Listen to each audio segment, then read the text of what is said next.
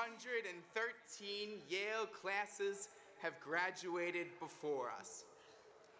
Thousands of students have strolled through the Yale campus, studied in Sterling Memorial Library, eaten in Commons, danced at Toads, and lived in the residential colleges.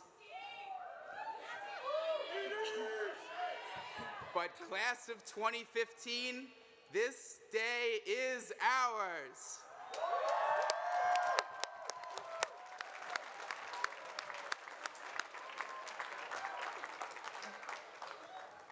This is the first time our class has been together in one place since the freshman welcome assembly.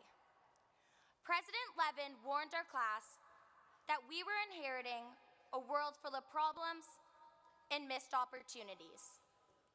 He said, "The simple truth is that we need you and we are counting on you." With those words in the back of our minds, we walked through Phelps Gate for the very first time as Hurricane Irene swept us away and carried us into our new home. When we reflect on our time here at Yale, we remember the massive snowfalls, 195 inches in total.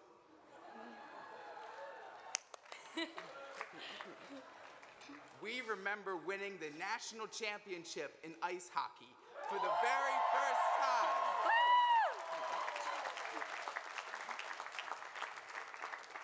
Our class saw the demise of safety dance. But don't worry, we made up for it by partying every night of February senior year. We celebrated the inauguration of the 23rd Yale president, President Salovey.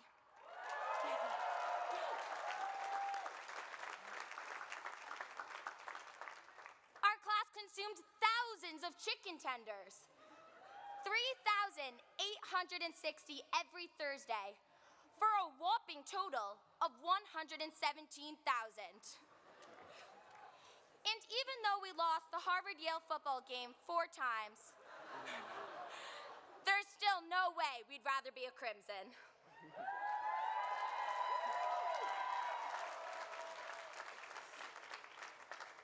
We remember all those emails from Linda Lorimer. Whether we had indeed found Nemo or Irene was coming to town.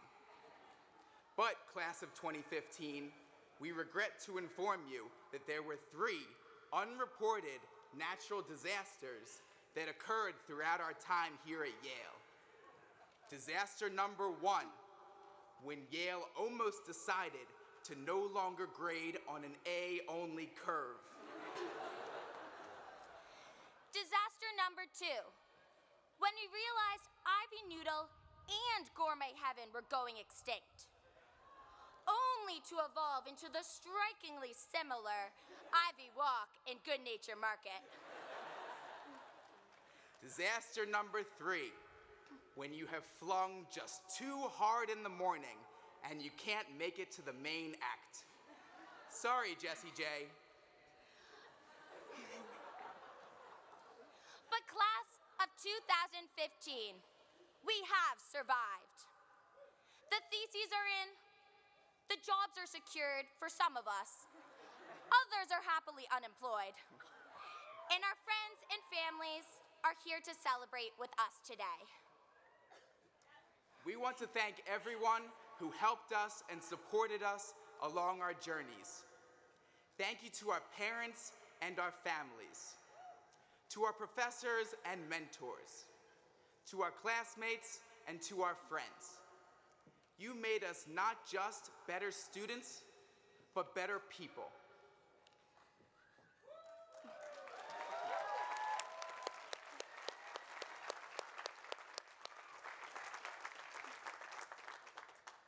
I know I speak for all of us when I say that we will truly miss this place. Yale is so much more than just a university. It's more than the intellectually stimulating classes in the historic buildings. As one of our classmates said, Yale focuses more on community rather than the individual, on love for one another rather than love for oneself.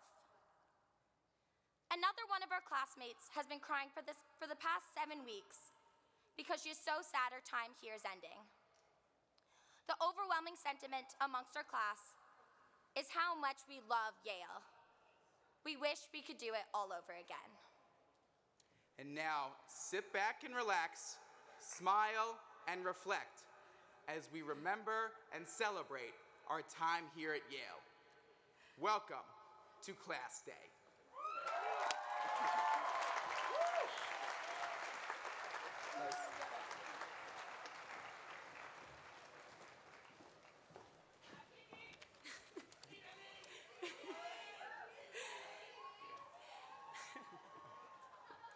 Hello, class of 2015. My name is Kikyo Cheng. And I'm Jeremy Hutton. And as your Class Day co-chairs, we are unbelievably excited to welcome the Vice President of the United States, Joe Biden, to Yale today.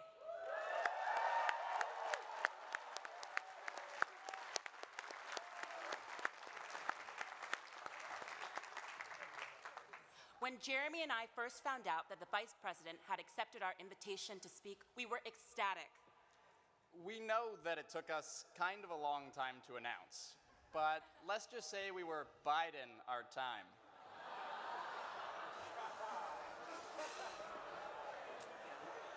I did tell Kiki I took that joke out, but I left it right in. Vice President Biden is a man who, time and again, has advocated on behalf of the American people, fighting in the halls of the Senate and the White House for justice, for equality, and for the future prosperity of this country. Vice President Biden represented the state of Delaware for 36 years. Spearheading important legislation like the Crime Bill of 1994 and the Violence Against Women Act. And as the 47th Vice President of the United States, he has continued to fight for his principles, overseeing the American Recovery and Reinvestment Act, New START nuclear arms reduction treaty with Russia, and countless bipartisan deals to chart a better path through the United States' uncertain fiscal future. He also knows healthcare reform is a BFD, and that if you ask him a question about gay marriage on Meet the Press, he'll give you a straight answer. He may be the 47th Vice President, but he is number one in here.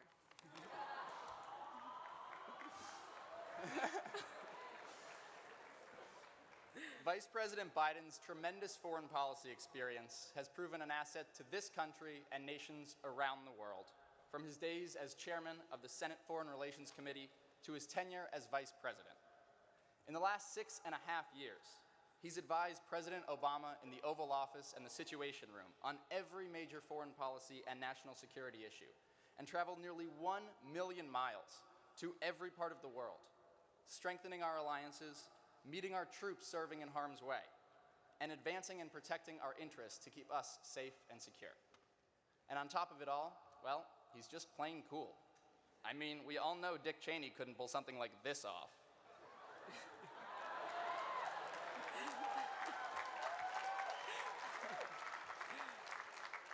Can we just say, Mr. Vice President, you have some serious swag.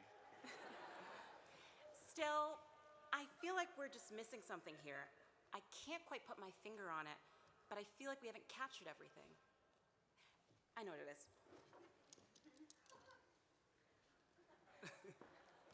It is our honor and an absolute privilege to be able to welcome the Class Day speaker for the class of 2015, the Vice President of the United States, Joe Biden.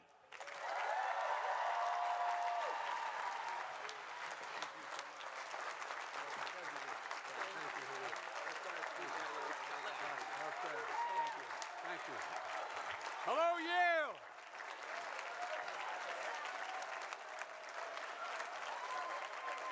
Great to see you all.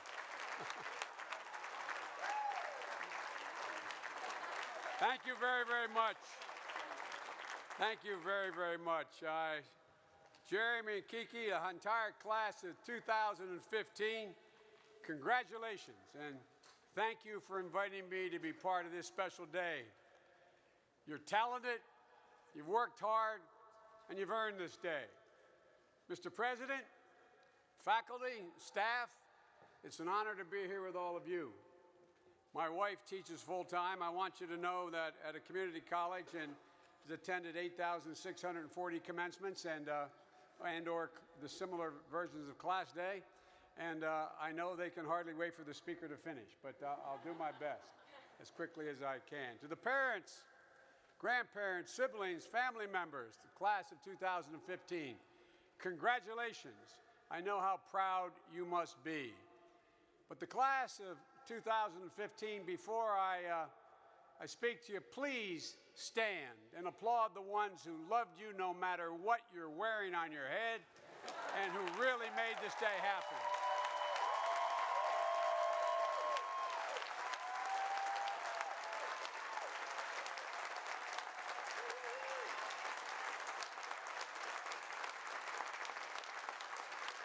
I promise you all, this is a bigger day for them than it is you. You know, when President Obama asked me to be his vice president, I said I only had two conditions. One, I wouldn't wear any funny hats, even on Class Day. And two, I wouldn't change my brand.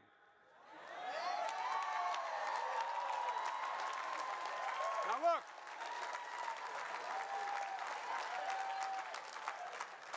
I realize no one ever doubts I mean what I say. The problem occasionally is I say all that I mean. I have a bad reputation for being straight, sometimes at inappropriate times. So here goes. Let's get a couple things straight right off the bat. Corvettes are better than Porsches. They're quicker and they corner as well. And sorry, guys, acapella is not better than rock and roll. And your pundits are better than Washington pundits, although I've noticed neither has any shame at all. And all roads lead to toads? Give me a break. Have you ever tried it on Monday night? Look, you know, it's tough to end a great men's basketball and football season. One touchdown away from beating Harvard this year for the first time since 2006. So close to something you wanted for 8 years. I can only imagine how you feel. I can only imagine. So close. So close.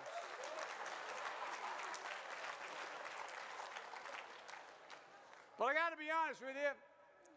When the invitation came, I was flattered, but it caused a little bit of a problem in my extended family. It forced me to face some hard truths. My son, Bo Biden, the Attorney General of Delaware, and my daughter, Ashley Biden, runs a nonprofit for criminal justice in the state. They both went to Penn. My two nieces graduated from Harvard, one an All-American.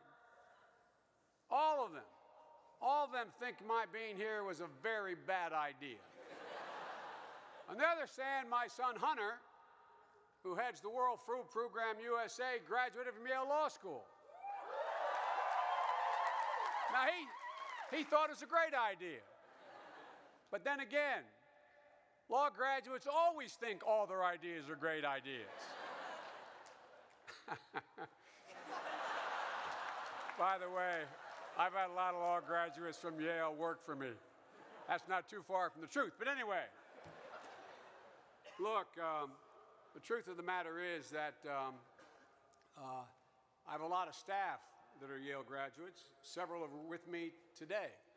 They thought it was a great idea that I speak here. As a matter of fact, my former national security advisor, Jake Sullivan, who's teaching here at Yale Law School, trained in international relations at Yale College, edited the Yale Daily News, and graduated from Freudian slip, Yale Law School. and you're lucky to have him. He's brilliant and decent and honorable man, and I miss him, and we miss him as my national security advisor. But he's not the only one. My deputy national security advisor, Jeff Prescott, started and ran the China Law Center at Yale Law School. My Middle East policy advisor and foreign policy speechwriter, Dan Benin, who's with me, took daily themes. Gotta be. Now you know why I go off script so much.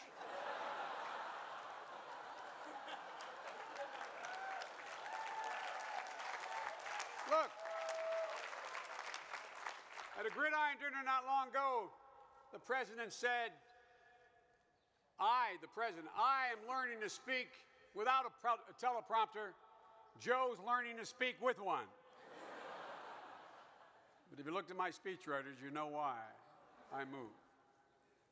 And the granddaughter of one of my dearest friends in life, a former Holocaust survivor, a former foreign policy advisor, a former chairman of the House Committee on Foreign Affairs, Congressman Tom Lantos, is graduating today.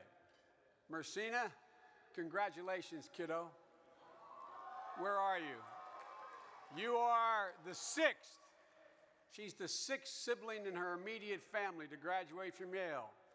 6 out of 11, that's not a bad batting average. I believe it's a modern-day record for the number of kids who went to Yale from a single family.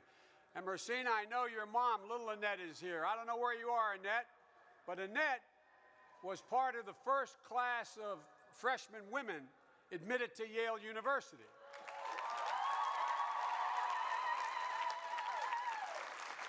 And her grandmother, Annette, is also a Holocaust survivor, an amazing woman. And both, I'm sure, wherever they are, beaming today. And I know one thing more, Messina, your father and grandfather are looking down, cheering you on. I'm so happy to be here on your day and all of your days. It's good to know there's one Yalie who is happy I'm be here, at least one. On Overheard at Yale on the Facebook page, one student reported another student saying, and I quote, "I had a dream that I was vice president and was with the president, and we did the disco funk dance to convince Congress to restart the government." Another student commented, "Y'all know Biden would be hilarious, get funky." Well, my granddaughter, Finnegan Biden, whose dad went here, is with me today. When she saw that on the speech, I was in the plane, Air Force Two, coming up, she said, "Pop, it'd take a lot more than you and the president doing the disco funk dance. The Tea Party doesn't even know what it is." Look, I don't know about that, but I'm just glad there's someone, just someone, who dreams of being vice president. Just somebody. I never had that dream.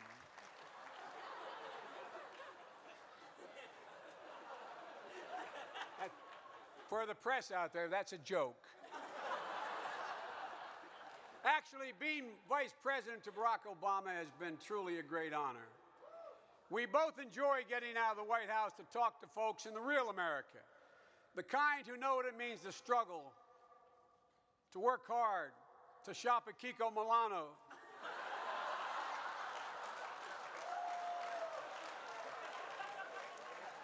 Great choice. I just hope the hell the same folks responsible for Kiko's aren't in charge of naming the 2 new residential colleges. Now look, folks, I spent a lot of time thinking about what I should say to you today. But the more I thought about it, I thought that any Class Day speech is likely to be redundant. You already heard from Jessie J at Spring Fling. So what in the hell could I possibly say? Look, I'm deeply honored that Jeremy and Kiki selected me. I don't know how the hell you trusted them to do that. I hope you agree with their choice. Actually, I hope by the end of the speech, they agree with their choice.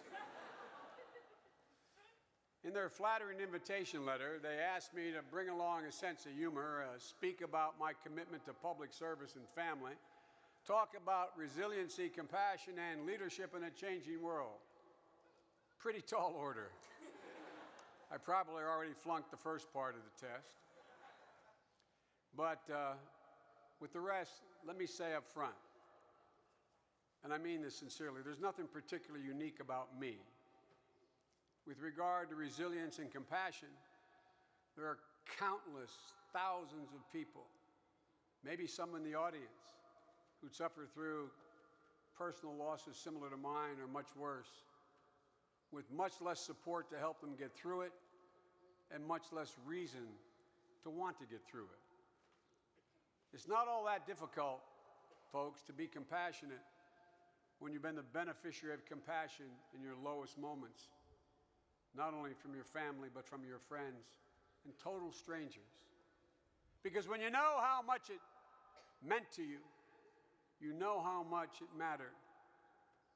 It's not hard to be compassionate. I was raised by a tough, compassionate Irish lady named Catherine Eugenia Finnegan Biden. And she taught all her children that, but for the grace of God, there go you. But for the grace of God, there go you. And a father who lived his motto that family was the beginning, the middle, and the end. And like many of you and your parents, I was fortunate. I learned early on what I wanted to do, what fulfilled me the most, what made me happy. My family, my faith, and being engaged in the public affairs that gripped my generation, and being inspired by a young president named Kennedy. Civil rights, the environment, trying to end an incredibly useless and divisive war, Vietnam. The truth is,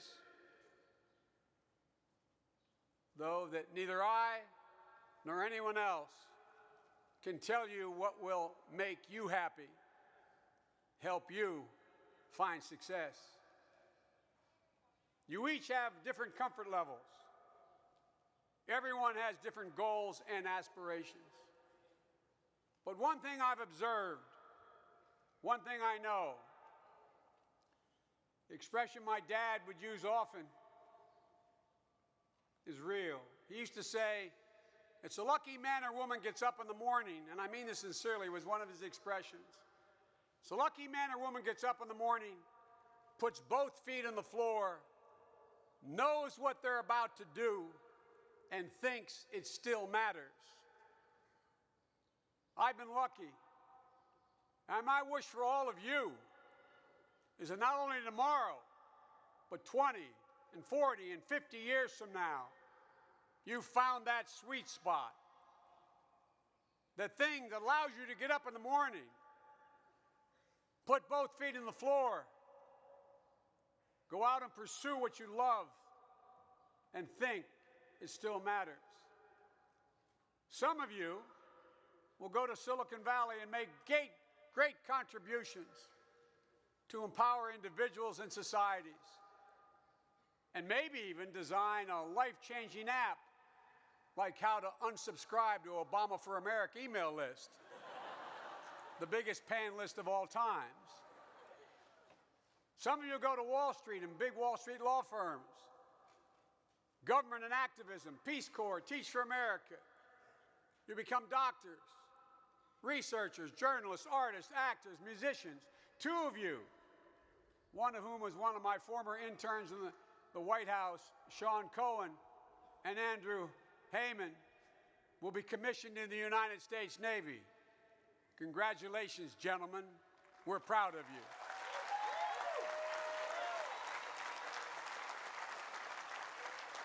But all of you have one thing in common. You'll all seek to find that sweet spot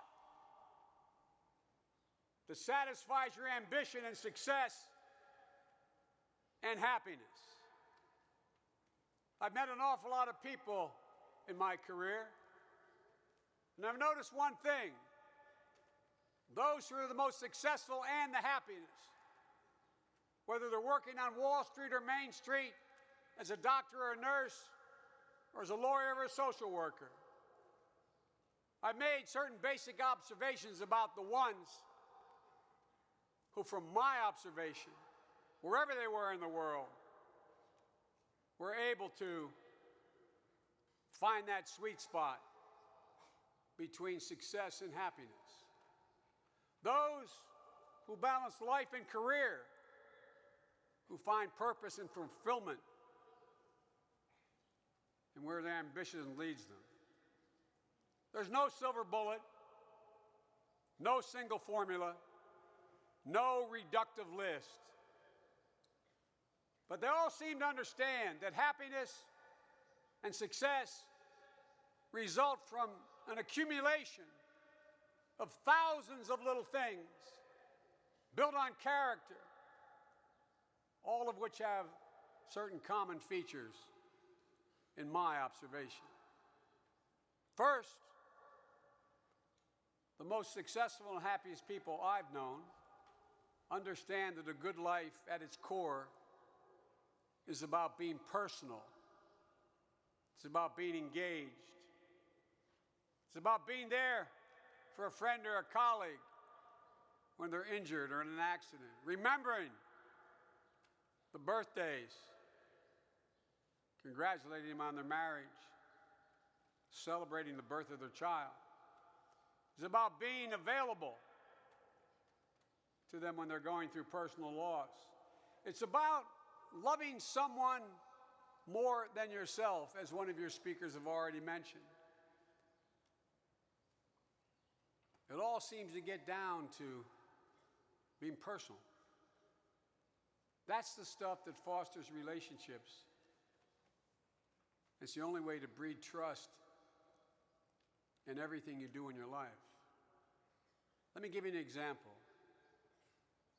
After only 4 months in the United States Senate as a 30-year-old kid, I was walking through the Senate floor to go to a meeting with Majority Leader Mike Mansfield. And I witnessed another newly elected senator, the extremely conservative Jesse Helms, excoriating Ted Kennedy and Bob Dole for promoting the precursor of the Americans with Disabilities Act. But I had to see the leader, so I kept walking. When I walked into Mansfield's office, I must have looked as angry as I was. He was in his late 70s, lived to be 100. And he looked at me and he said, "What's bothering you, Joe?" I said, "That guy Helms, he has no social redeeming value. He doesn't care." I really mean it. I was angry. He doesn't care about people in need. He has a disregard for the disabled. Majority Leader Mansfield then proceeded to tell me that 3 years earlier, Jesse and Dot Helms, sitting in their living room in early December before Christmas, reading an ad in the Raleigh Observer, the picture of a young man, 14 years old, with braces on his legs up to both hips, saying, "All I want is someone to love me and adopt me." He looked at me and he said, "And they adopted him, Joe." I felt like a fool.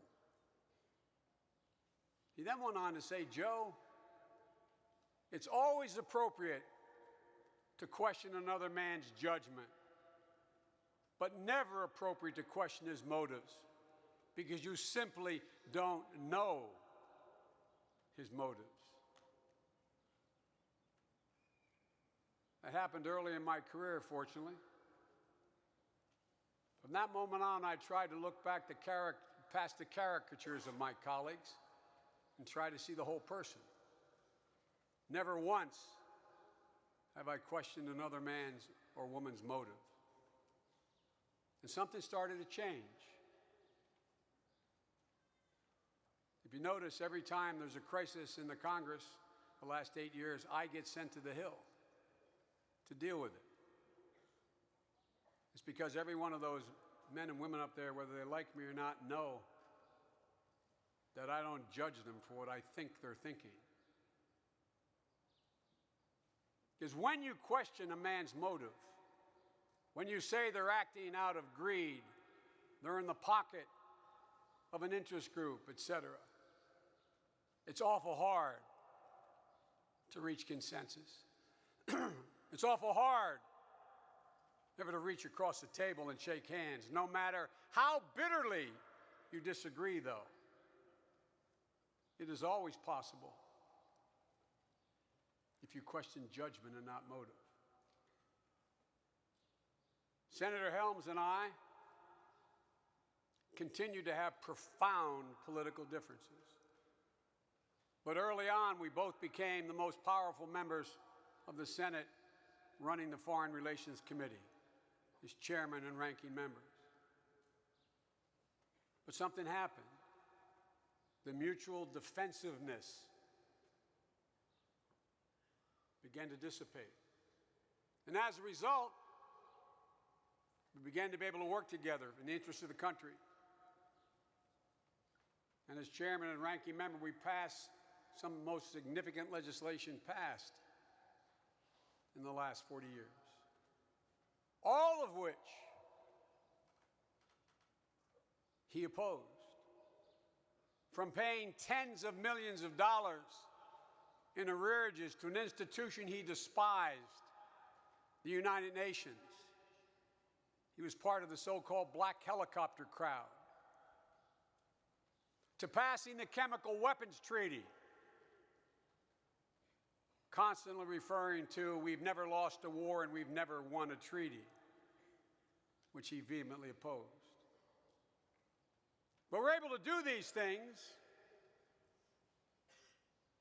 not because he changed his mind, but because in this new relationship, to maintain it is required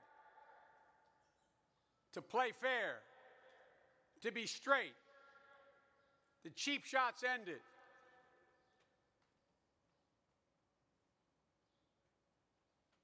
And the chicanery to keep from having to being able to vote ended, even though he knew I had the votes.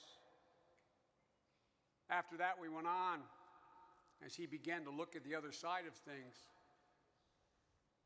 and do some great things together that he supported, like PEPFAR, which, by the way, George W. Bush deserves an overwhelming amount of credit for, by the way, which provided treatment and prevention of HIV, AIDS in Africa and around the world, literally saving millions of lives.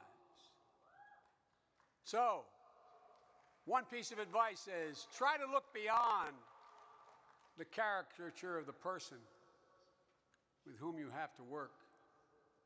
Resist the temptation to ascribe motive because you really don't know, and it gets in the way of being able to reach a consensus on things that matter to you and to many other people. Resist the temptation of your generation to let network become a verb that saps the personal away, that blinds you to the person right in front of you, blinds you to their hopes, their fears, and their burdens. Build real relationships, even with people with whom you vehemently disagree. You'll not only be happier, you will be more successful.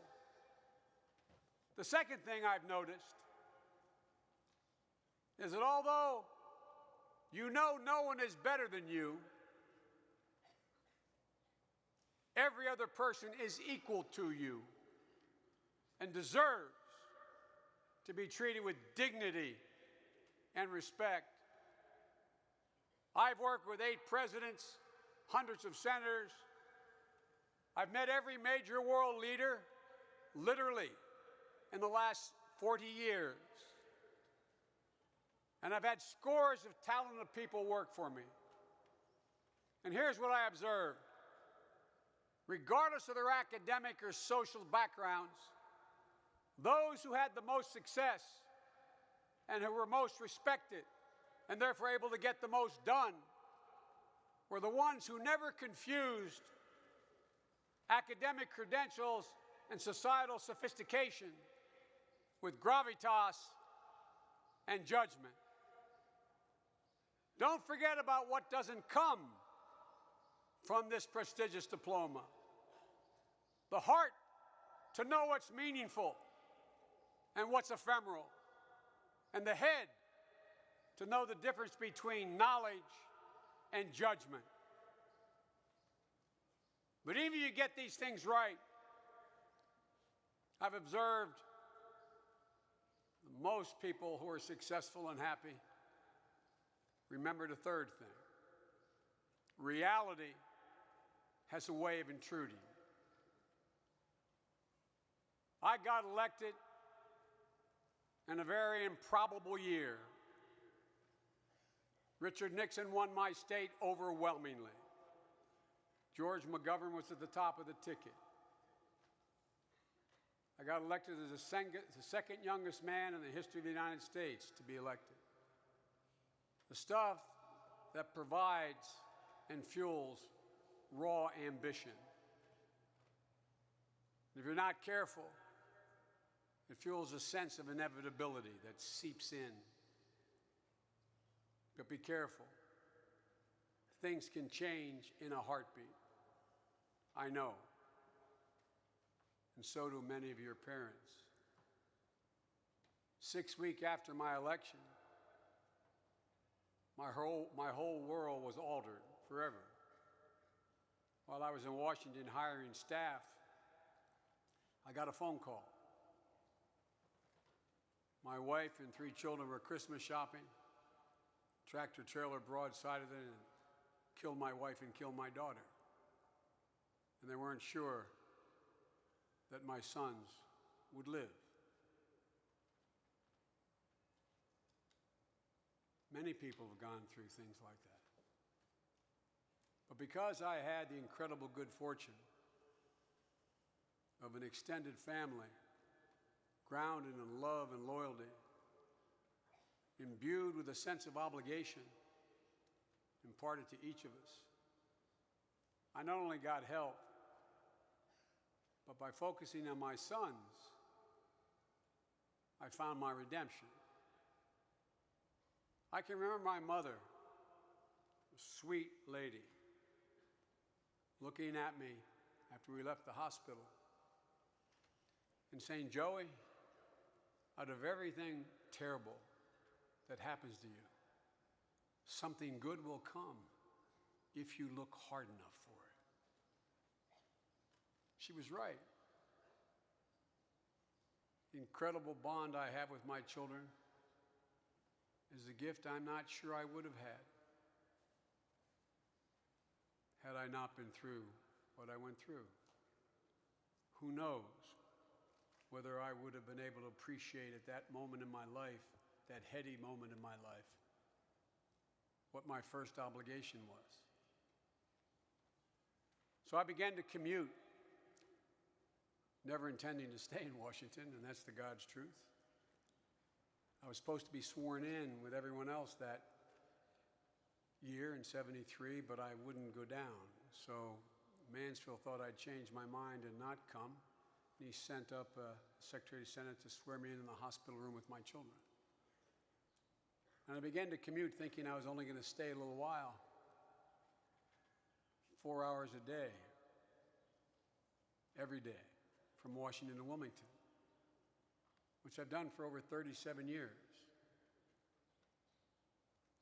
I did it because I wanted to be able to kiss them goodnight and kiss them in the morning the next day. No Ozzie and Harry at breakfast or great familial thing.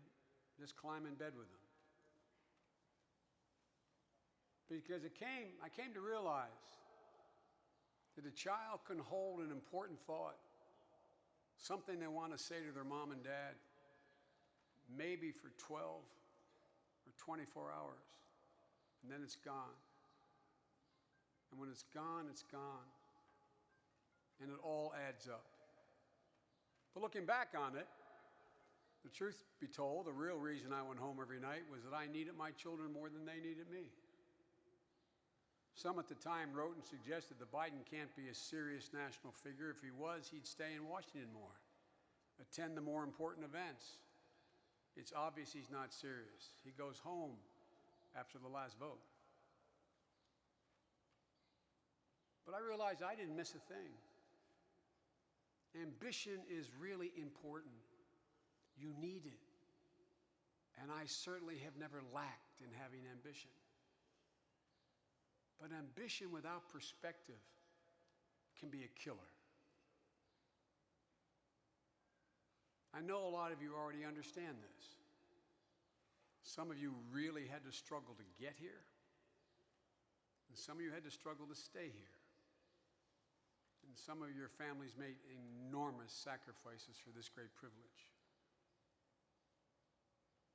And many of you faced your own crises, some unimaginable. But the truth is, all of you will go through something like this. You'll wrestle with these kinds of choices every day. But I'm here to tell you, you can find the balance between ambition and happiness, what will make you really feel fulfilled. And along the way, it helps a great deal if you can resist the temptation to rationalize. My chief of staff for over 25 years, one of the finest men I've ever known, even though he graduated from Penn, and subsequently became a senator from the state of Delaware, Senator Ted Kaufman. Every new hire that we'd hire, the last thing he'd tell them was, and remember, never underestimate the ability of the human mind to rationalize. Never underestimate the ability of the human mind to rationalize. Her birthday really doesn't matter that much to her. And this business trip is just a great opportunity. This won't be his last game. And besides, I'd have to take the red eye to get back. We can always take this family vacation another time. There's plenty of time. For your generation, there's an incredible amount of pressure on all of you to succeed, particularly now that you've accomplished so much. Your whole generation faces this pressure. I see it in my grandchildren, who are honor students at other Ivy universities right now. You race to do what others think is right in high school. You raced through the blood sport of college admissions. You raced through Yale for the next big thing. And all along, some of you compare yourself to the success of your peers on Facebook, Instagram, LinkedIn, Twitter. Today, some of you may have found that you slipped into that self-referential bubble that validates certain choices. And the bubble expands once you leave this campus, the pressures and the anxiousness as well. Take this job, make that much money, live in this place, hang out with people like you, take no real risks, and have no real impact while getting paid for the false sense of both. But resist that temptation to rationalize what others view as the right choice for you, instead of what you feel in your gut is the right choice for you. That's your North Star. Trust it. Follow it. You're an incredible group of young women and men. And that's not hyperbole. You're an incredible group. Let me conclude with this. I'm not going to moralize about to whom much is given, much is expected, because most of you have made of yourself much more than what you've been given. But now you are in a privileged position. You're part of an exceptional generation, and doors will open to you that will not open to others. My Yale Law School grad son graduated very well from Yale Law School. My other son, out of loyalty to his deceased mother, decided to go to Syracuse Law School from Penn. They're a year and a day apart in their age. The one who graduated from Yale had doors open to him. The lowest salary offered back in the early 90s was $50,000 more than a federal judge made. My other son, it was a struggle. Equally as bright. Went on to be elected one of the youngest attorney generals in the history of the state of Delaware. Most popular public official in my state. Big headline after the 2012 election, Biden, most popular man in Delaware, Bo. As your parents will understand, my dad's definition of success is when you look at your son and daughter and realize they turned out better than you. And they did. But you'll have opportunities. Make the most of them. And follow your heart. You have the intellectual horsepower to make things better in the world around you. You're also part of the most tolerant generation in history.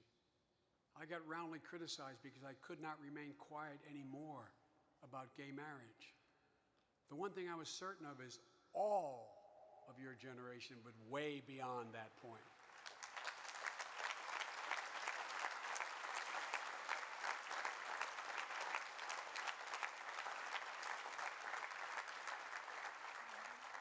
Here's something else I observed. Intellectual horsepower and tolerance alone does not make a generation great. Unless you can break out of the bubble of your own making, technological, geographically, racially, socioeconomically, to truly connect with the world around you. Because it matters.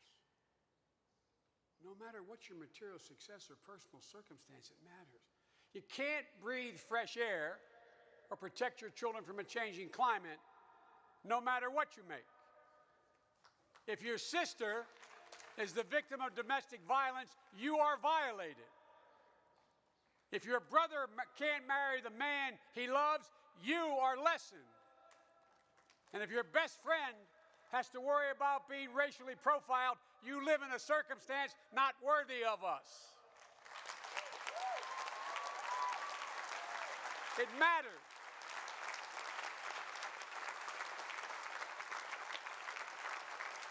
So be successful. I sincerely hope some of you become millionaires and billionaires. I mean that. But engage the world around you, because you will be more successful and happier. And you can absolutely succeed in life without sacrificing your ideals, your commitments to others and your family. I'm confident that you can do that. And I'm confident that this generation will do it more than any other. So look to your left, as they say, and look to your right. And remember how foolish the people next to you look in those ridiculous hats. That's what I want you to remember. I mean this. Because it means you've learned something from a great tradition. It means you're willing to look foolish. You're willing to run the risk of looking foolish in the service of what matters to you. And if you remember that, because some of the things your heart will tell you to do will make you among your peers look foolish or not smart or not sophisticated. But we'll all be better off for people of your consequence to do it. That's what I want you to most remember. Not who spoke at the day you all assembled on this mall. You're a remarkable class. I sure don't remember who the hell was my commencement speaker. I know this is not officially commencement. But ask your parents when you leave here, who spoke at your commencement? A commencement speaker, a version of a commencement speaker's fate to be forgotten. The question is only how quickly.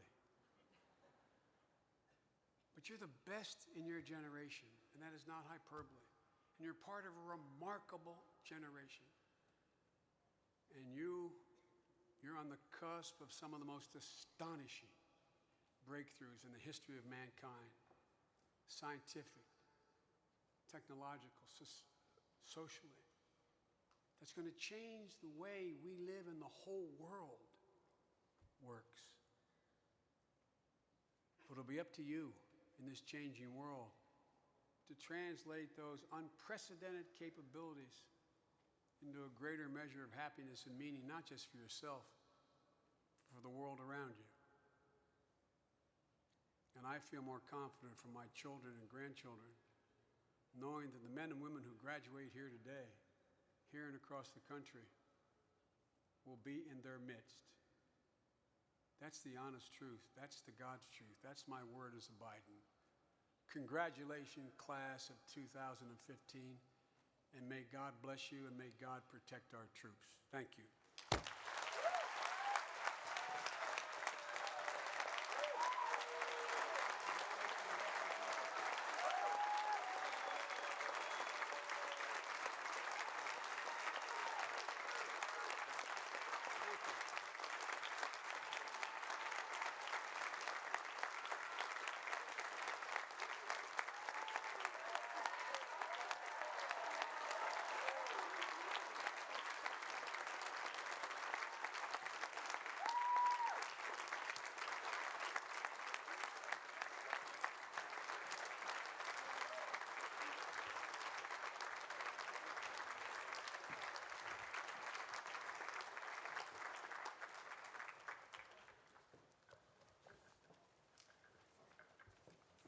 Thank you, Mr. Vice President.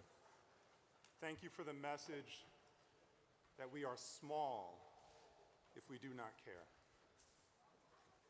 We are small if we do not care. Okay, seniors, I have some business I need to conduct with you, but first, I want to ask the following students to come up to the seats in the front row. I have to wait for, okay, the selfie's done. Now, for the following students to come up to the seats in the front row. Andrew Chun of Pearson College.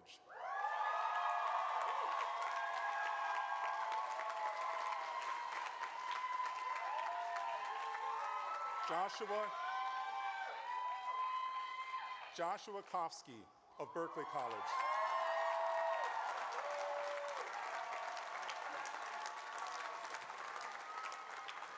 Michael Hopkins of Saybrook College.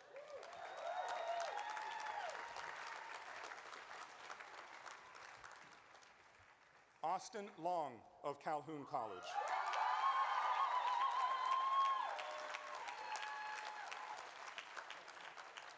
Davis Nguyen of Berkeley College.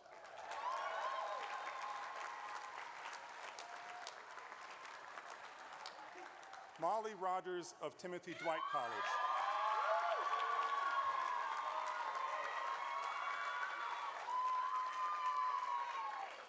Go down to the seats, guys.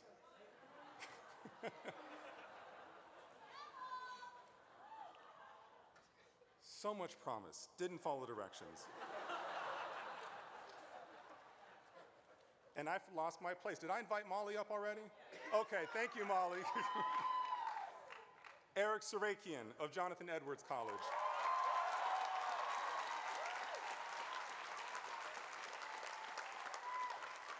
Ruby Spiegel of Ezra Stiles College.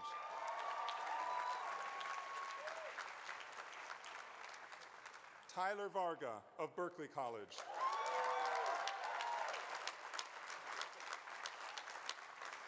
And Spencer Weinreich of Pearson College.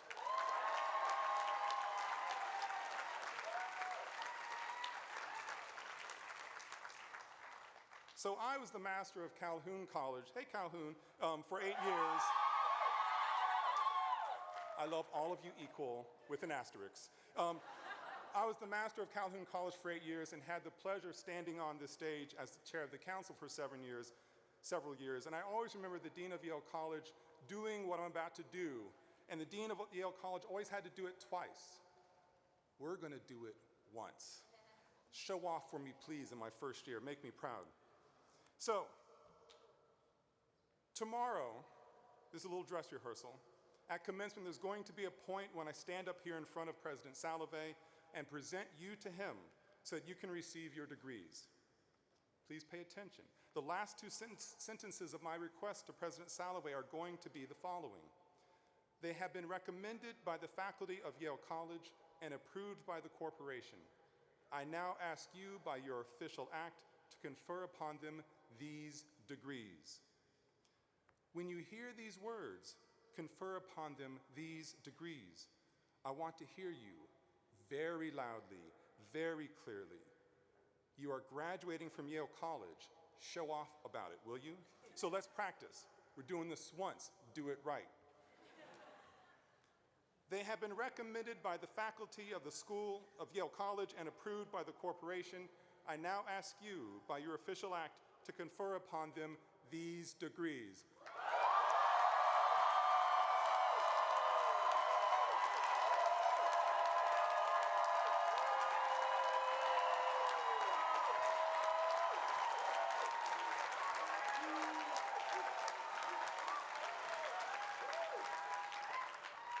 I think you did just fine. Well done. I now turn the podium over to Tom Beckett.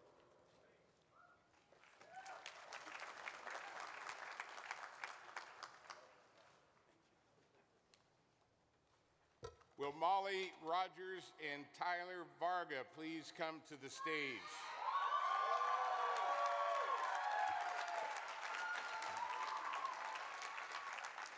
It is my privilege to present the Nellie Elliott and William Mallory Awards to the outstanding female and male student athletes in the class.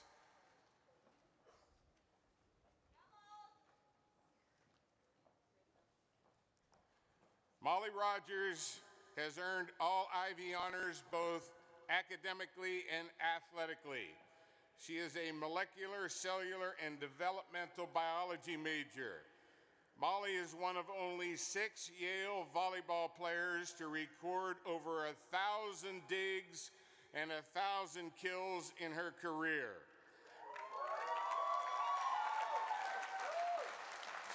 She and her teammates won Yale's 5th consecutive Ivy championship this year. President Salovey has declared the Yale volleyball team a dynasty. Molly has been first team All-Ivy throughout her career, and this year was named the Ivy League Player of the Year. Congratulations, Molly. Great job, Molly. Thank you. You stay here. Tyler Varga is also an All-Ivy honoree both academically and athletically. He is an ecology and environmentally biology major, evolutionary biology major. Sorry, Tyler. Tyler earned All-American honors this year, leading the nation in touchdowns. He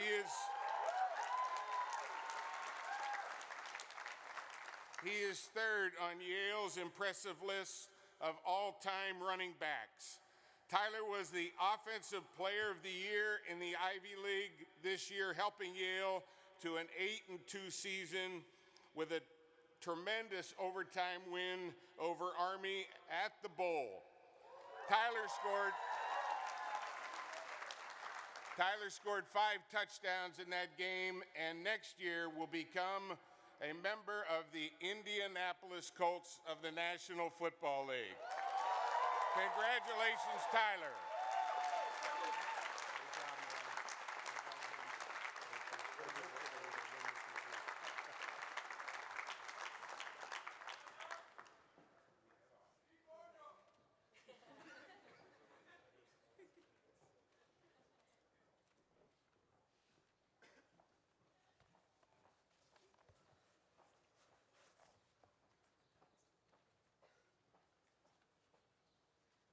Austin Long and Davis Nguyen please come to the stage?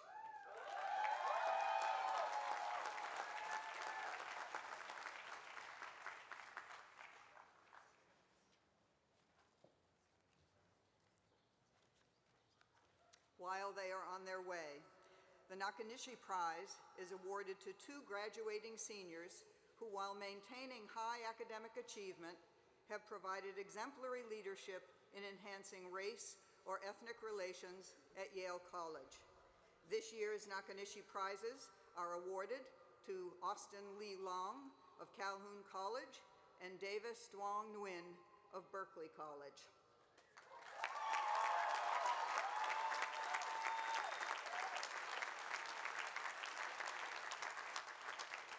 Austin Long's work for the Asian American community at Yale is exemplary. As a leader who has increased opportunities for the Asian American and Pacific Islander communities, he has revived the Asian American Studies Task Force, spearheaded Yale's first Asian American Studies Conference, and chaired the Political Action and Education Committee. As a peer liaison for the Asian American Cultural Center, he has been an invaluable resource to freshmen, and as a student advocate, he has shaped the face of Asian American unity and activism on campus, benefiting students now and in generations to come.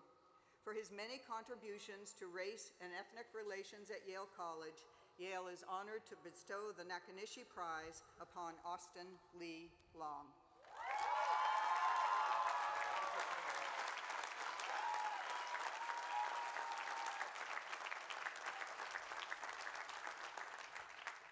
Davis Nguyen's passion about intra-ethnic solidarity is truly impressive.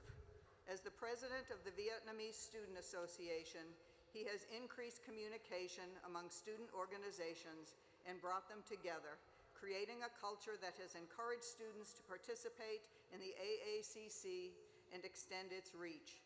Through his public speaking workshops and by teaching community building skills to the Yale public, through the Yale Connect program, he has fostered relationships across campus, and by leading by example, he has inspired our entire community. For accomplishing so much in the service of race and ethnic relations at Yale College, Yale is honored to bestow the Nakanishi Prize upon Davis Duong Nguyen.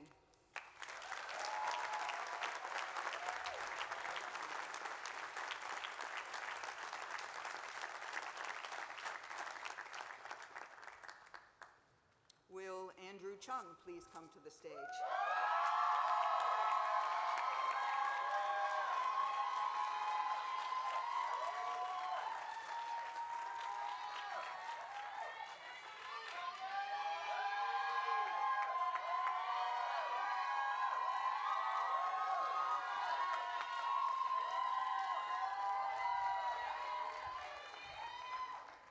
The James Andrew Haas Prize is awarded annually to that member of the senior class in Yale College whose breadth of intellectual achievement, strength of character, and fundamental humanity shall be adjudged by the faculty to have provided leadership for his or her fellow students, inspiring in them a love of learning and concern for others.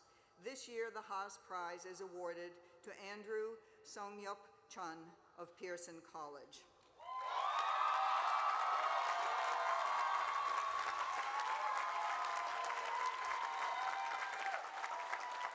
Okay, Pearson, quiet down. Andrew Chun is an extraordinary scholar and leader. Elected to Phi Beta Kappa in his senior year, he graduates magna cum laude and with distinction in his major, anthropology. As a junior, he served as a peer liaison for the Asian American Cultural Center, where he advocated for open and inclusive conversations about issues of mental health and the challenges that low-income and first-generation students navigate while at Yale. His kindness, patience, humility, and accessibility made him a magnet for students seeking crucial support and guidance. As a member of the AAC community, he also made important contributions to Sustain, Enrich, Connect, a program designed to voice cultural community concerns to the university administration. and as a freshman counselor in Pearson College, Andrew was widely respected as a skilled listener, mentor, and resource for students experiencing difficulties with relationships, alcohol, medical, and mental health. For his outstanding commitment to service and for his clear promise of strong moral leadership in his future, Yale College is proud to bestow the James Andrew Haas Memorial Prize upon Andrew Songyup Chun.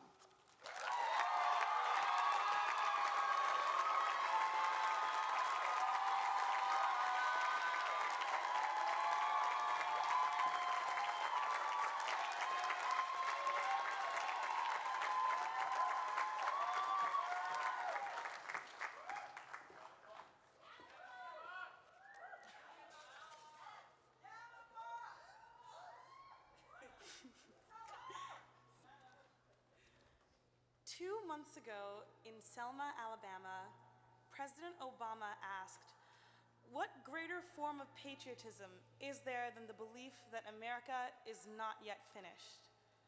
He was speaking of the incredible spirit possessed by brave men and women who, 50 years ago, summoned enormous courage in Selma to march toward justice.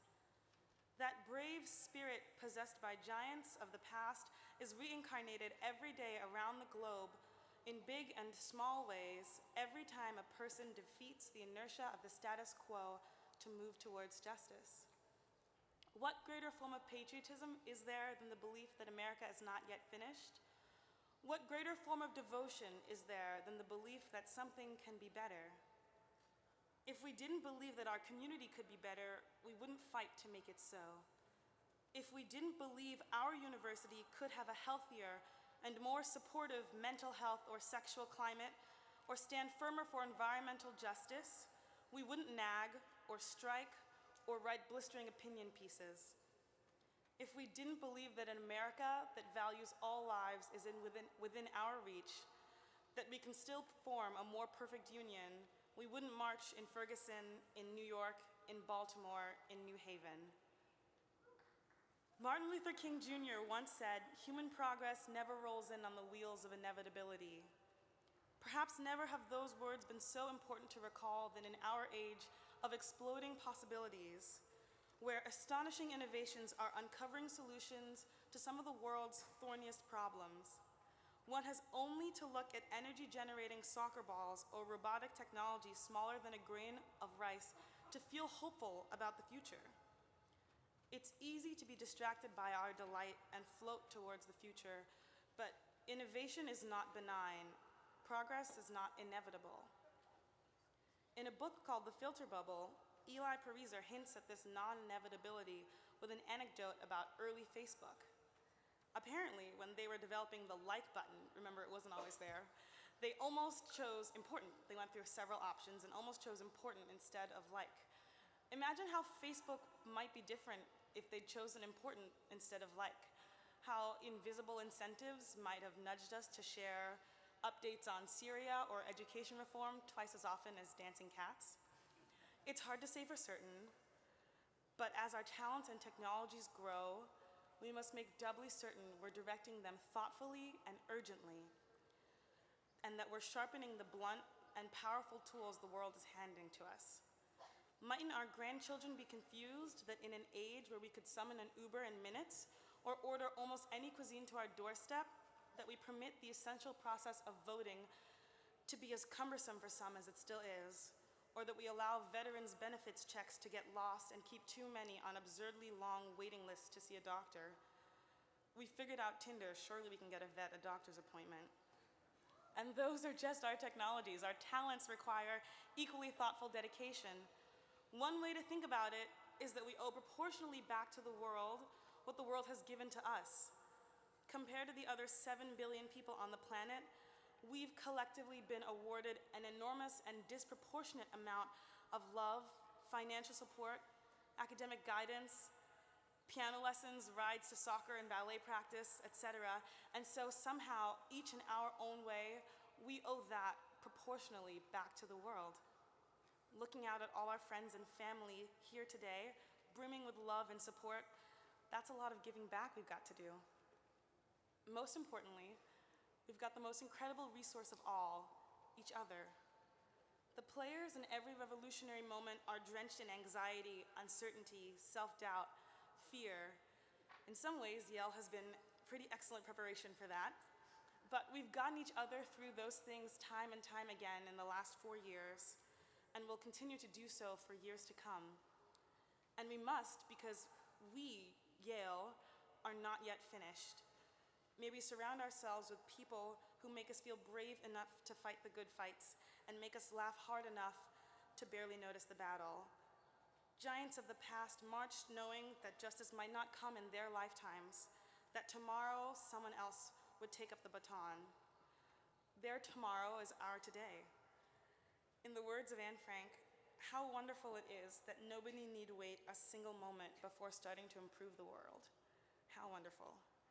Yale 2015, let's get to work.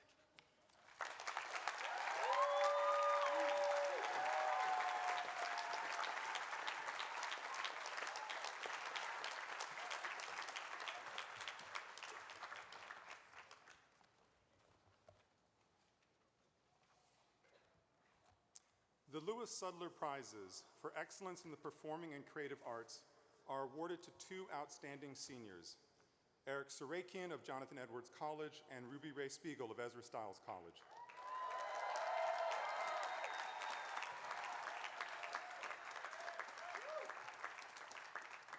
Eric Sarakian, who graduates with distinction in both of his majors, theater studies and English, is a gifted playwright, director, and actor.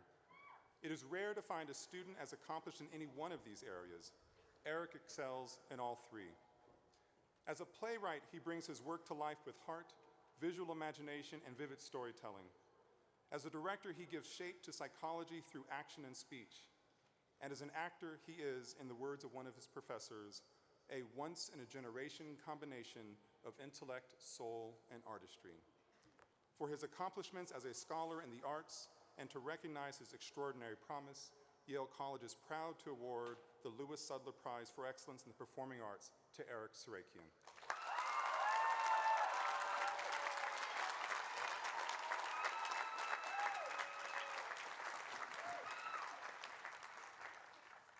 Ruby Ray Spiegel, a playwright majoring in American Studies, is a fierce, unconventional writer whose primary subject has been the lives of young women, a subject one of her professors says, quote, "She can write about better than anyone I know, of any age." Her work, Carrie and Francine, achieved national recognition even before she arrived at Yale.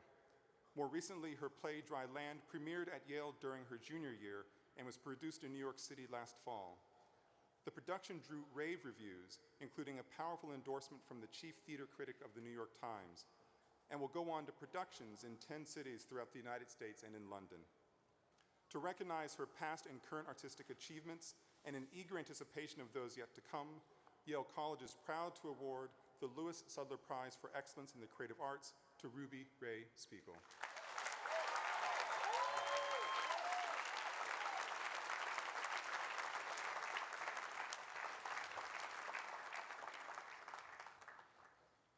The Warren Memorial High Scholarship Prize for the senior majoring in the humanities who ranks highest in scholarship is awarded this year to Spencer Jacob Weinreich of Pearson College.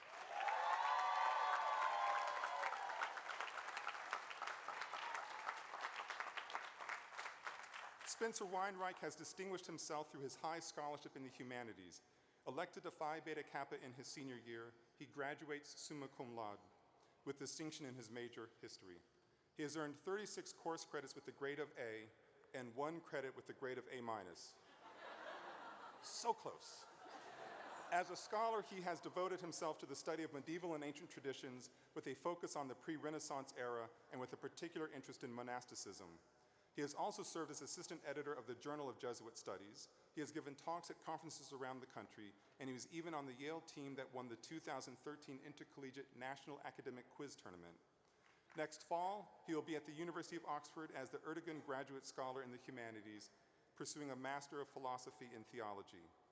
To recognize his extraordinary achievements, Yale College is proud to award the Warren Memorial High Scholarship Prize this year to Spencer Jacob Weinreich.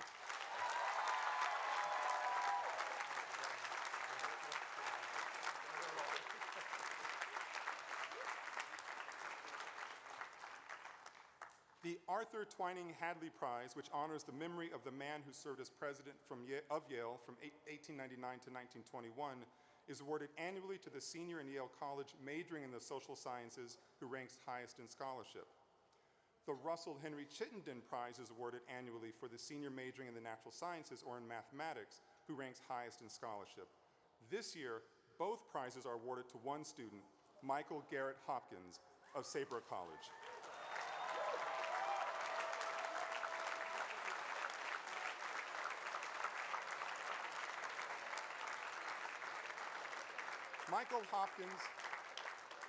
Michael Hopkins graduates summa cum laude as an economics major who will also receive the joint BS-MS degree in computer science with distinction in that major.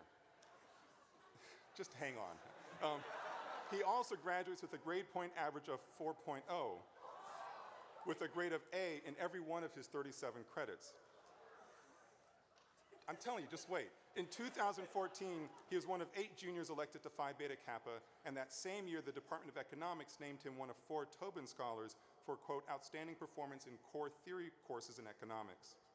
One of his instructors says of Michael's academic work that it could provide the sample solutions for the course, a graduate course in which Michael was the sole undergraduate. And his other instructors, in describing his work, consistently use the same word, exceptional. In recognition of his superb academic achievements, Yale College proudly awards both the Arthur Twining Hadley Prize and the Russell Henry Chittenden Prize to Michael Garrett Hopkins.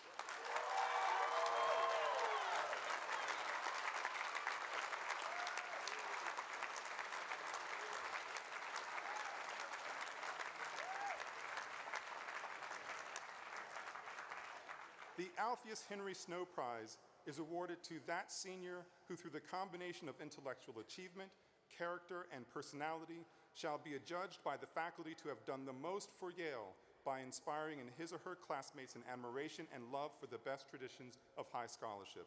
This year, the Snow Prize is awarded to Joshua Christian Kofsky of Berkeley College.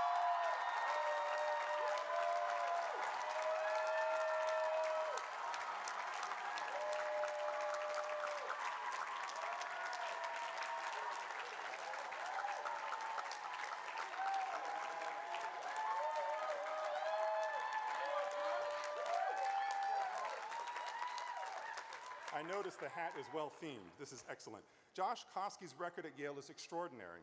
He graduates summa cum laude with distinction in molecular, cellular, and developmental biology. Elected to Phi Beta Kappa in his senior year, he has earned 39 credits with 35 straight A's. He has received numerous awards for scholarship and citizenship, including the Hart Lyman Prize for Character and Achievement, the Goldwater Scholarship for Excellence in Science, Technology, Engineering, and Mathematics, and the O'Leary and Cepeda Fellowship to study Quechua in Peru. Josh has won acclaim from professors of biology, Spanish, and music theory.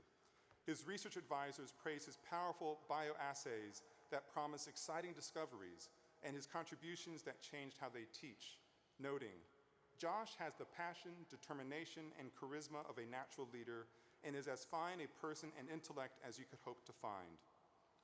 A dedicated musician and athlete, Josh is part of the Opera Theater of Yale College, the Tiny Baroque Orchestra, and the climbing team. After graduation, here's where the hat comes into play, he will conduct marine biochemistry research at the University of Haifa on a Fulbright grant, and then pursue a PhD in molecular and cell biology at UC Berkeley, funded by the National Science Foundation. In recognition of his impressive gifts, his accomplishments at Yale, and his promise for the future, Yale College takes great pleasure in bestowing the Alpheus Henry Snow Prize on Joshua Christian Kofsky.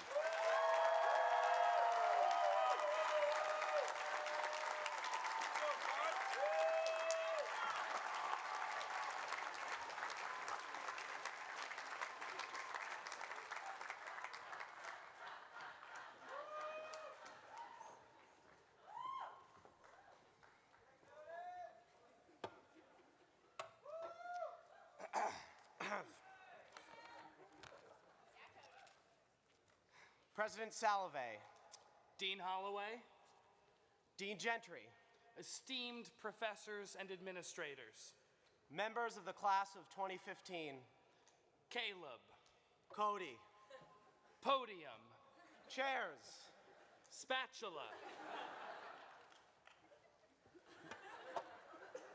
we'd like to share with you a story. Many years ago, a man was walking down a road when he came upon an old beggar woman with not a pence to her name. Not even one measly pence. Check your privilege. Prithee, she said, beckoning him with a single finger. One single finger. Check your privilege. If you wish to fulfill your destiny, she said, then take you these 12 seeds. Go, plant them in this new haven. Then frolic in the welcoming soil. Frolic in the welcoming soil, also a new role at Mia's.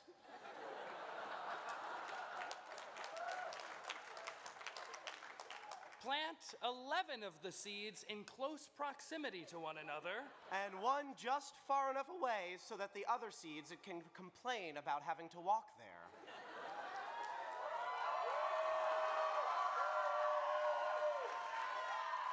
These seeds will grow tall and strong. And maybe in 1969, women will be admitted into these seeds.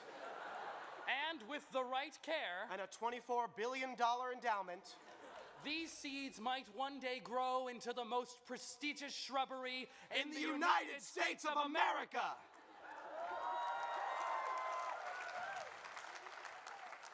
Amazed at her words, the man did as the old woman instructed.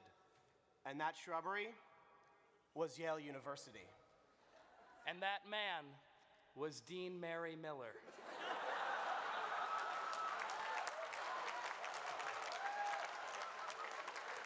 And here we stand, over 300 years later, at the conclusion of the most important 4 years of our lives. Nay, the most important 4 years in the history of Yale. Nay, the most important 4 years In the United States of America.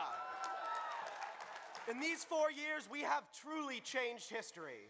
We Yaleys single-handedly elected America's first black president. Using our Facebook statuses. And YCC President Michael Herbert. Using our apathy.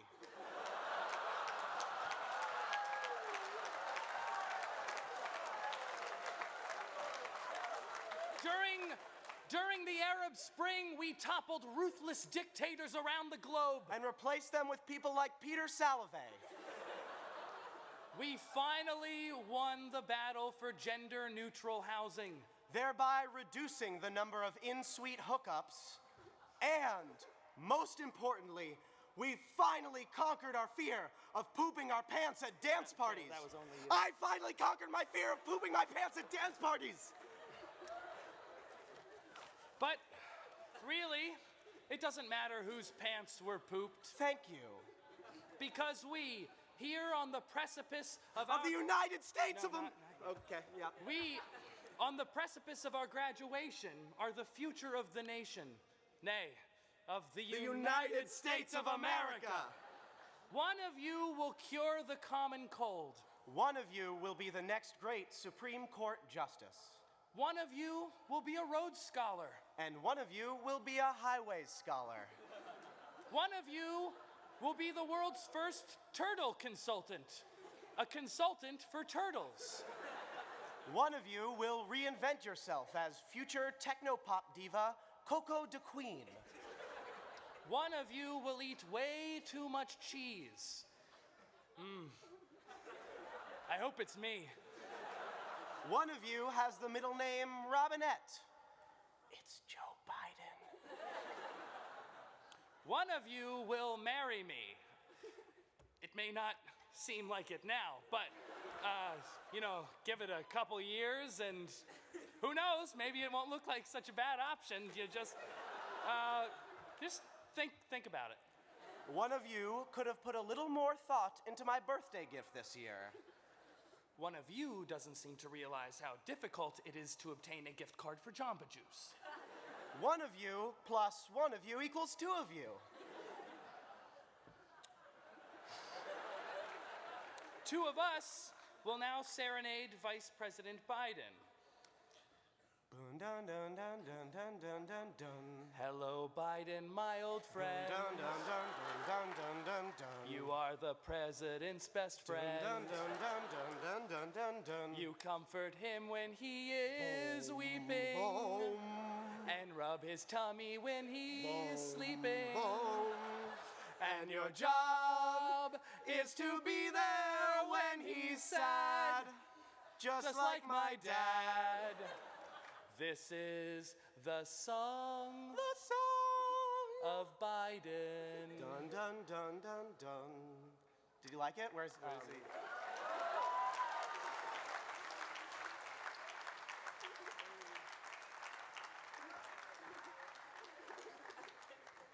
He's not here. All of you will age. All of you will die. Only one of you will ever enter Kiko Milano. But this day isn't about just one of us. No, it's about all of us. As you go out into the world, remember that life is not always as it seems. Sometimes what seems like sadness is the first step to happiness. Sometimes what seems like an ending is really a new beginning. Sometimes what seems like human life is actually just a vast, intergalactic network of free-floating nodes, controlled by an omnipotent supercomputer referred to by his acolytes as Blorg the Benign. But Blorg or no Blorg, as you soak in this 3-day festival steeped in a 300-year-old tradition of presidents and innovators, coated with magnificent banners, flowing robes, and ceremonial scepters, all to honor the achievements of this great class, just remember, no pressure. Just live your life, dude. You do you. Thank you. And praise be to Blorg.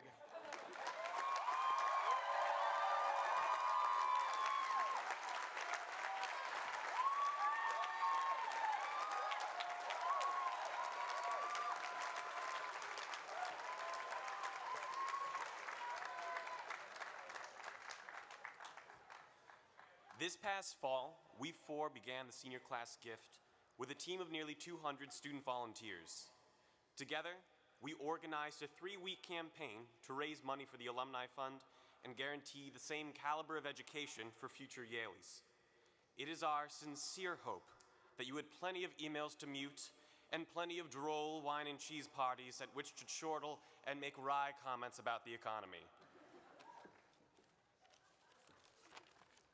This year, the Senior Class Gift Campaign reached 78% participation and raised $36,397 in senior donations alone. We'd like to congratulate Trumbull and Timothy Dwight on reaching the 95% participation necessary to earn $10,000 scholarships for an incoming freshman in their college. Pearson also secured 2 scholarships for raising the most money and having the highest average gift. Thanks to the generous contributions of alumni inspired by our class's efforts, we achieved a total gift of $116,655. These funds will help support everything from FROCOs to library resources, from academic research to curriculum development, from sustainability initiatives to keeping the lights on in the classrooms.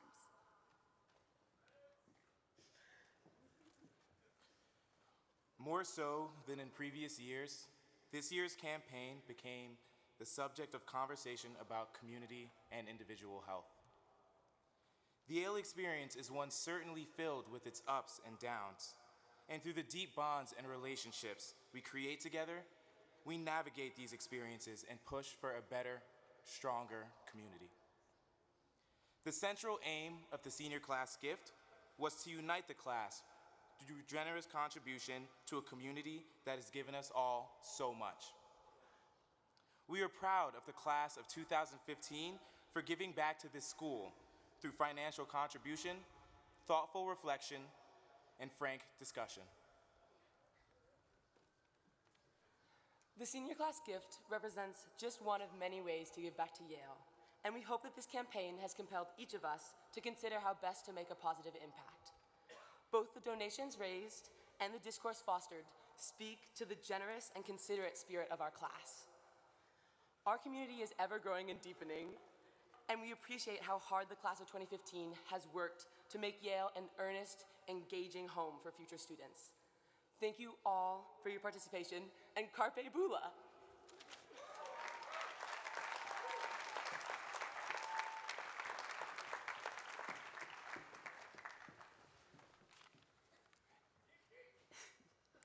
Today, we celebrate traditions that stretch back over 200 years to when Class Day was originally called Presentation Day. Of course, now Presentation Day is when you suddenly get really sick and need a dean's excuse when you have a big presentation. As your Class Day co-chairs, Kiki and I want to share some information on these traditions. So if you look inside of your gift bags, you'll find a clay church warden pipe. Don't do that. In a ritual first described in 1869, Yale seniors have gathered with friends after Class Day, formed a circle, and shared one last smoke together. Or if my mom is asking, a first smoke together. Afterwards, the students would stick the pipes in the ground and crush them to seal the friendships they've made and celebrate the end of college life. We hope that you all will have the opportunity to recreate this moment before commencement tomorrow. You could put that in your pipe and smoke it. Since 1851, graduating classes have also planted a sprig of ivy somewhere on campus. This year, the ivy will be planted next to Dwight Hall, right below where our class year, 2015, has been engraved on a stone that will stand the test of time. More recently, since 2011, the Ode and Two Reflections, along with the finalists, have been collected into an anthology. Each graduating senior has a copy of this anthology in their bag, and we hope that these pieces by our classmates will bring serious reflection, joy, and laughter in the coming days. Kiki and I have also decided to start a new tradition this year. So today, we'll be reading from the list of last chance dance invitations. Let's see, Joshua Barrett, Dean Mary Miller, and President Salovey? Bold choices. And in a twist on an old tradition, the long-standing practice of a few seniors reciting a class history on stage has been turned into a video since 2007. This year's video will be shown at the end of the ceremony today and preserved in the Beinecke Library's collections. And perhaps even more permanently, on YouTube as well. Class Day provides a wonderful opportunity to come together to celebrate our class, rock some serious sartorial swag, thanks Mom, and pay homage to the long line of rich traditions that characterize this exciting time. Today, we have the opportunity to take part in ceremonies that, though shaped by the passage of time, retain the same fundamental principles as those that characterized Presentation Day all those years ago. We hope that you'll enjoy these traditions, and that in some way, large or small, they strengthen and reinforce the ties between friends that have made this place our home. And now, we leave you for the infinitely more poetic Ivy Ode. Congratulations, class of 2015.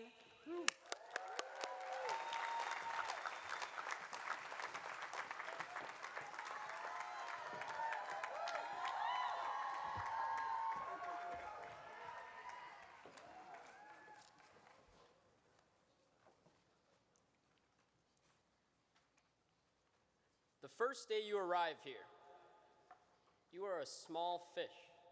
So the first day you arrive here is the day you start looking up at the stone, the towers, the archways, the 300-year stories written into the turrets, this beauty that is Yale, and you think, how lucky, how terrifying it is that you are here among the might, the wonder, and the grandeur of it all after your first year. You get tired of looking up. Your eyes start to drop a little, your gaze starts to level, and you begin to notice the people around you. And in a place that can be so cold, you find the warm ones. You find them in clubs, teams, groups, in Sterling, under old campus entryways, happy hour at Viva's. You move from circle to circle to circle after your second year. You start to quiet your wanderlust. You stick around with the people that fit. That friend you only see once a month, but it always picks up exactly where it left off. That stranger whose mind whips, snaps like nothing you've ever seen. That girl whose gaze lingers, Maria, I love you. And when you find the ones that fit, Like a sweater, you hold them tight, and in that moment, you are no longer looking up. The stone, the towers, the archways fade away because you are finding here what soil is to a tree, what home is to a body. After your third year, you are sepulchering yourself into these old walls. You are burying your roots here, letting them grow, watering them with dorm room confessions, coffee dates at Blue State, good friends, bad decisions, and impossibly long nights. You grow until one day, maybe it's in your last year here, maybe it's in your last week here. You grow until your gaze finally clears the canopy and you walk around like you own the place, like every whisper, every sigh is about you. You are trampling the tulips. You are heir to the castle. And for what? For how much longer? Tomorrow will be your last day here, and you are terrified of what it is to be a small fish again.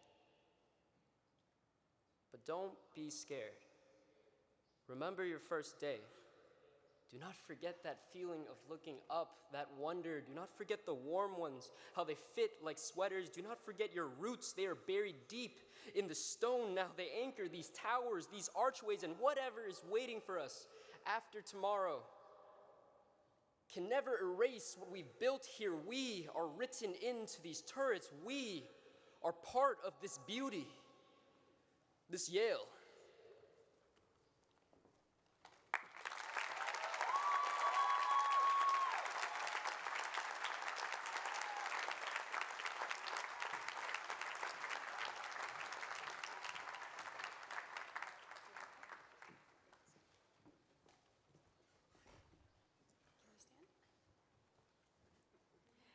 Good afternoon, class of 2015. I'm Raleigh Cavero.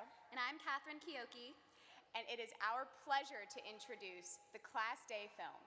We hope you enjoy it, and congratulations, class of 2015, we did it.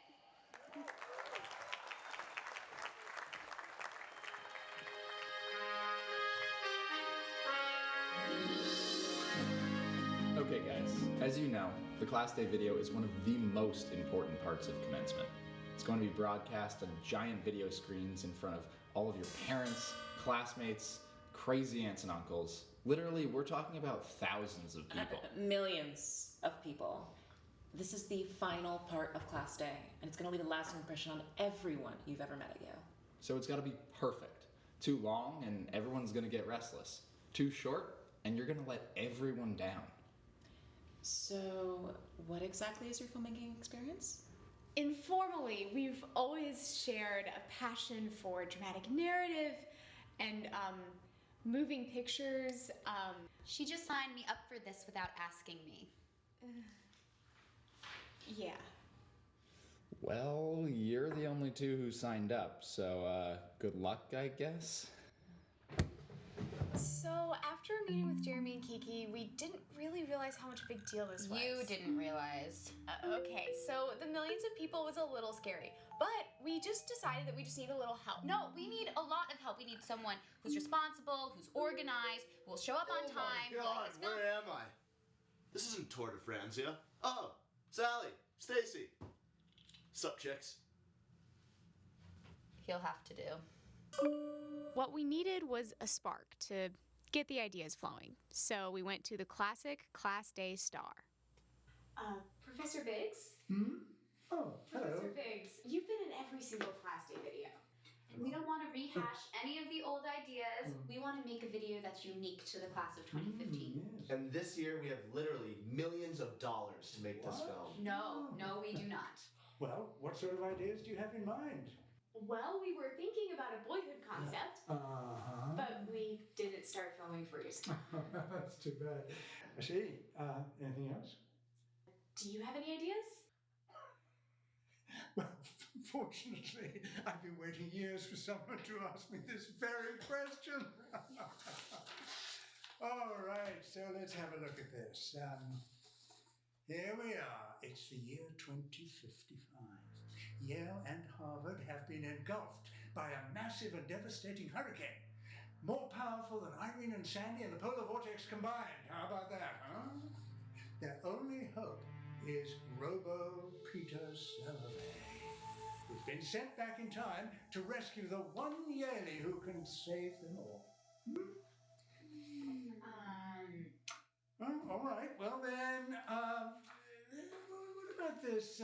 Yes, coming of age movie, really endearing, about a precocious young Yalie who discovers that there's more to life than eye banking.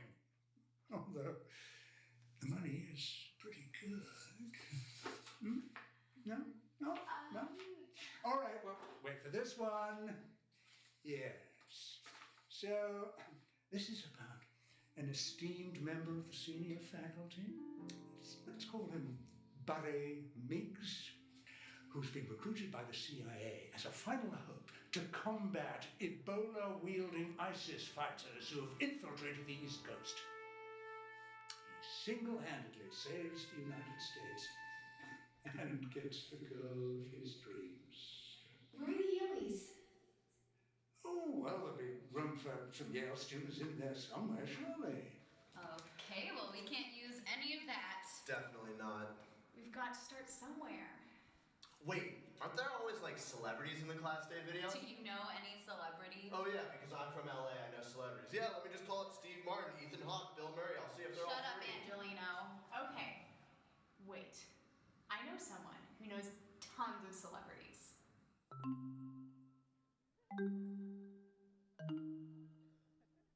Well, we could always ask Henry. Kissinger? Sure. Or George. George. W. I think the campus has moved a little to the left since he was last here. Do you think so?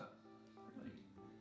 Well, if you guys are still millennials, I have one more idea for you. I'd be happy to be in your video. We were drawn to you because we thought that you'd offer great, pertinent advice for the class of 2015. Yeah, we were hoping that you could talk about Success. The one thing you must do to increase your chances for success. What's that? Sleep your way to the top. Excuse me? Isn't that a little outdated? No. I mean sleep. Literally sleep. It makes everything in your life better. Okay. I mean, seriously, right now. Now? We have 2 nap rooms in the newsroom, and you can come and take a nap. Sleep? I couldn't possibly take a nap right now. I need to finish shooting this, then I need to get back to New Haven, write 10 more pages of my thesis, apply to 3 more jobs, and do it all by 11 before Penny drinks. I can't take a nap right now. But sleep will help you do all this better and faster. Or, as always, the Yale celebrities. I love the class day video. What do you want me to do this year? Actually, we wanted to ask you what you wanted to do. We're still refining our vision. One caveat, no mustache joke. No mustache joke? Wait a minute. The mustache joke brings down the house every time. Last year, all I had to do was put on the mustache, and everyone went wild. Yeah, it's just filmmaking 101. You gotta give the people what they want, right? Kid, I like the way you think. I mean, we love the mustache. Don't get us wrong. Well, we gotta have the mustache. I'm ready for my close-up. This has been a bust so far. Yeah, we've talked to everyone who's supposed to have great big ideas, and all they've given us is RoboCops and mustaches. Thrive commercials. Oh my god. Joe, how do you feel about this whole thing? Yep. Are you playing 2048 again? Yep. Hey, wait. Guys, check out this email. What? Phi Beta Kappa Rejects at gmail.com. Who is it? Wait, did we just Get tapped?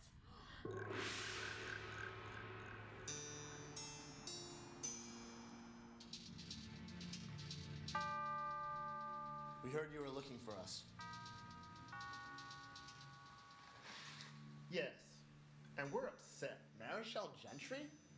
Dean Gentry to you. Ooh, sorry. Who did you think we were?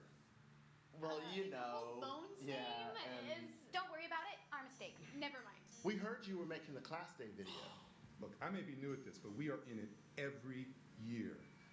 We can't believe you'd ask Ariana Huffington before asking us. They told us to get famous people, and They just really want to see celebrities. Aren't we celebrities? We're really sorry. When can we talk? I'm getting out my GCal. February? I'm only free on every second Friday of the month. Oh, that's when I'm booked. Oh, no.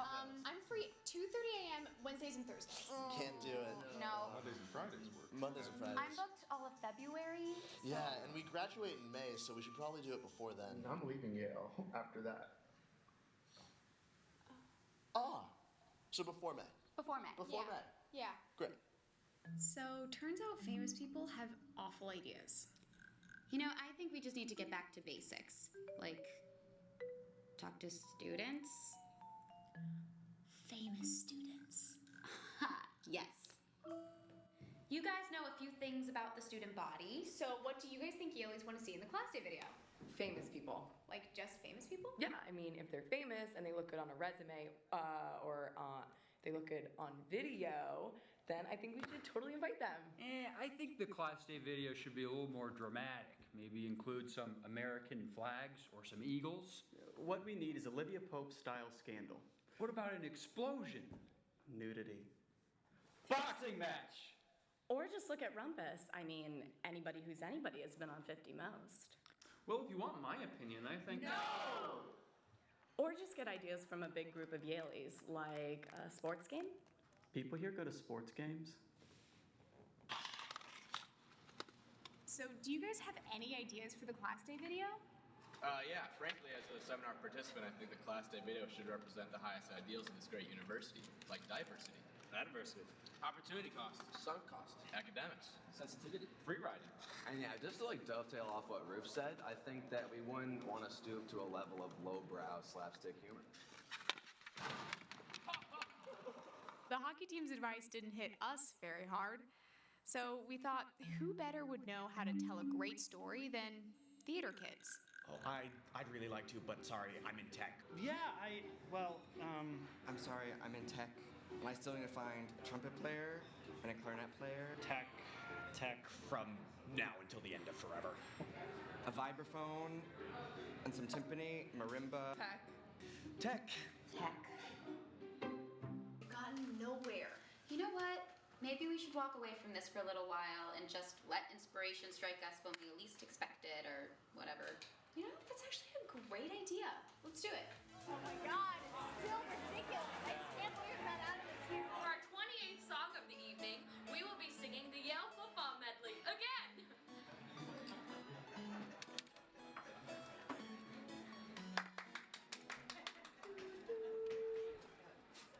Fight for Yale. Yeah. Drop it low to the floor.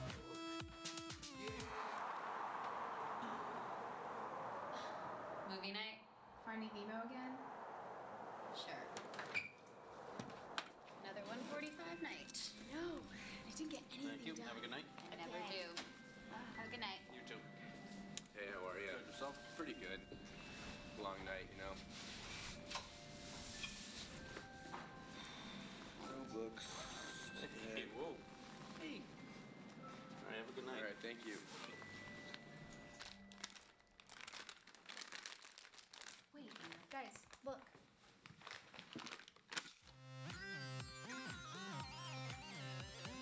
Hey, how's it going? Can we please get 3 lentils on garlic with ranch? How you guys doing? Oh my god, just like that? That's like magic. Great Hey, service. thank you. It's gonna be a good night. Oh, I'm so excited for this Wednesday. So good. Myrtle diet, schmyrtle diet. Can we have 2 Wenzels, please? Oh, I only have one of those. You only have one left. That's what I have right now. That's all me. It's mine. All right, fight to the death, I Let's guess. go.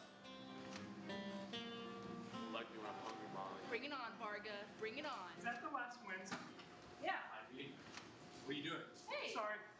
What's up, bro? All right, guys. So it's late April now. What kind of progress have you made? Lots. What's it about? You know, Yale.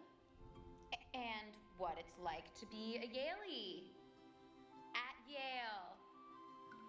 In New Haven. In a residential college. Yes. Yale has 12 residential colleges. And they're building 2 new ones. You guys haven't started yet, have you? Define started. Look, guys, This video has to get done. We're counting on you. The entire class of 2015 is counting on you.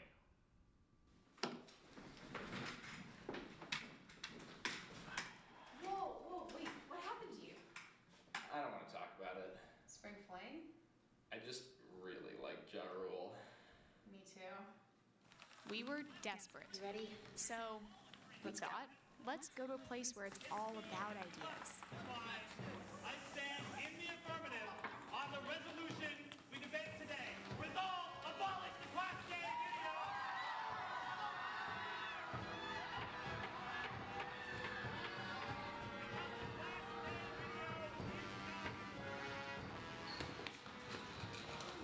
Is every YPU meeting like that? That was insane. Someone threw a shoe at me. Oh my god. That was crazy, guys. What do we do now? A mess, though. I don't know what we're gonna do. I know who we can turn to in times of crisis. Hey guys, how you doing? How are you? Everything alright? Them better. Yeah, what's wrong? We're trying to do this class day video, Adam. Yeah. And we don't know what to do. It's due in a week. You And we look- have no ideas. You guys look down. supposed to be about unity and camaraderie and Yeah, like this the is Yale. really- And we have literally nothing. It's like we've been at the school for 4 years and we don't Oh my know god, what we this love is about it. unbelievable. Why don't you ask your friends? What? Why don't you ask your friends? That's how I do it. Like, hey guys, how much the Snickers bars? 135. See? That's easy. Oh, That's like simple. crowdsourcing. Yeah. Adam, you're a genius. Oh my god. You Oh know, my God. I'm with you guys. I will take 1 bacon, egg, and cheese, and let's do it. We put out a call on social media. Send us your memories. What we got exceeded our wildest expectations.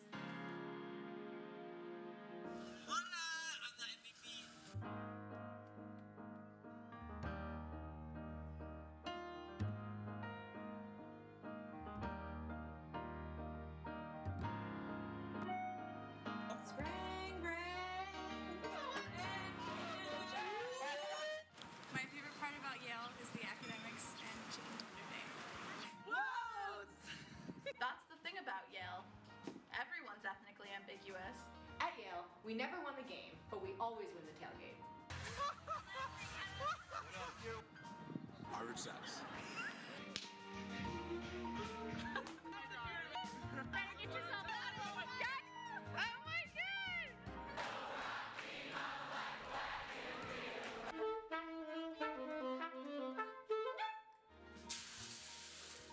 It's so great. The best for you too. Yale Rugby on 3. 1, 2, 3. We won the national championship.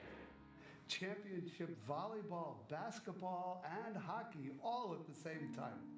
This was a great year. We both met through the shades at Yale, and this is a song that means a lot to us. I'm sitting here, memories, a blink or two from wide brown eyes. Look at the time, darling, where did it go? Students from across the United States have traveled to envision the future of the European Union. At Yale, we inspired women to dream big. We commandeered the Silliman Kitchen to celebrate kick-ass women. And we built a community around sushi, mocktails, and the belief that women can change the world. At Yale, we eat Wenzel's and celebrate the liberal arts. My favorite thing about Yale are the students. One of the mornings, my friends and I got up and stole some trays from Morse Dining Hall and went sledding on Science Hill. It was definitely a moment where you could just take a step back. I just wanted to say thank you to everyone who's been supporting me throughout these past 4 years. Shout out Dean Faber. Shout out first gen students, we made it! To all the people who make this place my home. Okay. Think about the happiest day of your life. Today, you get boom.